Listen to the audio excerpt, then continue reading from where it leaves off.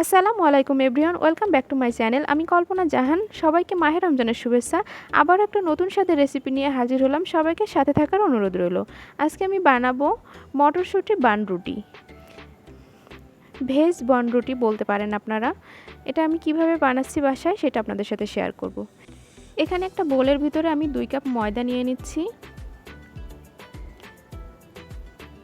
আর সাথে নিচ্ছি 2 চামচ শুকনো ইস্ট, দিয়ে দিচ্ছি কিছু কাঁচামরিচ কুচি, আর দিচ্ছি 1 চামচ চিনি, আর 1 চামচ লবণ, হাফ চামচ চাট মশলা,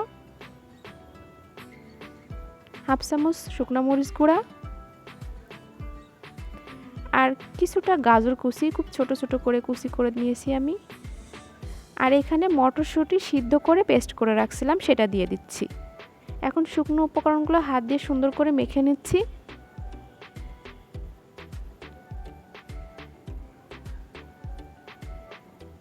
ভালো করে মেখে নিতে হবে। এরপর আমি উষ্ণ গরম পানি দিয়ে, হাফ কাপ মতো পানি লেগেছে আর কি আমার, গরম পানি দিয়ে সুন্দর করে একটা সফট ডো বানিয়ে নিব। আর দিয়ে দিচ্ছি 1 টেবিল চামচ সয়াবিন তেল। এখন ভালো করে মথে সুন্দর একটা সফট ডো বানিয়ে নিব। ডোটা আমার রেডি হয়ে গেছে। উপর দিয়ে আমি আরেকটু তেল লাগিয়ে সুন্দর করে ডোটা এখন ঢাকা দিয়ে রেখে দিব 2 ঘন্টার জন্য।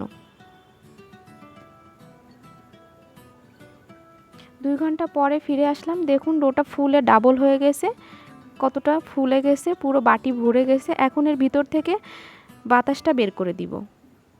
আমি সুন্দর করে হাত দিয়ে আরেকটু মথে নিয়েছি। আর এখন এখান থেকে বেশ কিছু গোল গোল বলের মতো কয়েকটা লেচি কেটে নিচ্ছি।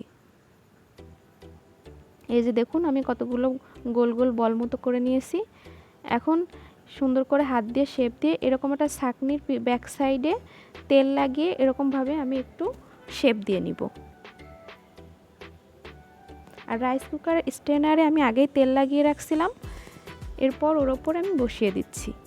আমি এটা রাইস কুকার স্ট্রেনারেই ভাপ দিব। সবগুলো আমার তৈরি করা হয়ে গেছে। এখন আমি এটা ঢাকা দিয়ে আরও 10 মিনিট ওয়েট করব। 10 মিনিটের জন্য ঢাকা দিয়ে রেখে দিব। এরপর এটা আমি ভাপে দিয়ে দিছি। দেখুন ভাপ দেওয়া হয়ে গেছে, কতটা ফুলে উঠছে। দেখুন আমি এটা এখন তুলে নিয়েছি, কতটা সফট আর নরম হয়েছে। আমি হাত দিয়ে একটা ছিঁড়ে দেখাচ্ছি ভিতরটা কতটা ফ্লাফি হয়েছে। দেখুন আমার ভিডিওটা যদি ভালো লেগে থাকে তাহলে সবাই একটা সাবস্ক্রাইব, লাইক, কমেন্ট, শেয়ার করে দেবেন। সবাই ভালো থাকবেন। আসসালামু আলাইকুম সবাইকে।